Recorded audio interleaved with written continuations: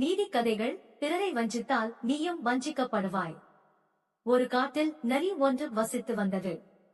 அதற்கு எப்போதும் யாரையாவது ஏமாற்றி அவர்களின் தடுமாற்ற நிலை கண்டு மனம் மகிழ்வது பொழுது போக்காக இருந்தது.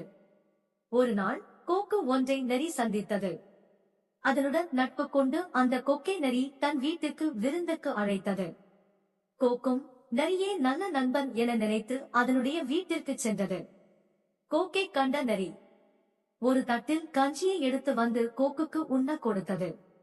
கோக்கு அதன் நீண்ட அலகால் தட்டில் இருந்த கஞ்சியை சாப்பிட முடியாமல் சிரமப்பட்டது.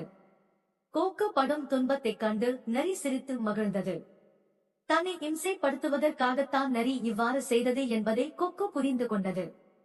அவமானம் அடைந்த கோக்கு நரிக்கு பாடம் புகட்ட தீர்மானித்தது. ஒரு நாள் நரியையும் கோக்கு விருந்துக்கு அழைத்தது. தனக்கு செய்த சூழ்ச்சியை நினைவில் வைத்துக் கொண்டு நரியை நன்கு உபசரித்த கோக்கு ஒரு வாய் குறுகிய ஜாடியில் கஞ்சியை கொண்டு வந்து வைத்தது. நரியால் நாக்கால் நக்கி கஞ்சியை குடிக்க முடியவில்லை. நரி அதிர்ச்சியடைந்தது. அதைக் கண்ட கோக்கு, நரியாரே, இப்பொழுது எப்படி உங்களால் கஞ்சியை குடிக்க முடியவில்லையோ அதே போல்தான் என்னாலும் அன்று கஞ்சியை குடிக்க முடியவில்லை.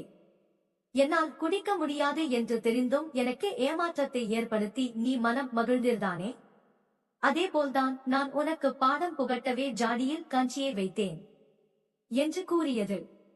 இருந்தும் நான் உன்னை போன்று நம்பி வந்தவரை ஏமாற்ற மாட்டேன் என்று கூறி நரிக்கு தட்டில் கஞ்சியை ஊற்றி குடிக்க கொடுத்தது. தன்னை ஏமாற்றிய நரிக்கு கோக்கு நல்லதே செய்தது. நரி தன் செயலுக்கு வருத்தம் தெரிவித்துவிட்டு கஞ்சியை குடித்தது.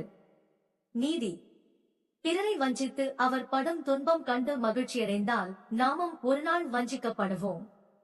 மற்றவர்களுக்கு நாமும் எம்மாலான உதவிகளை செய்வதே நல்லது.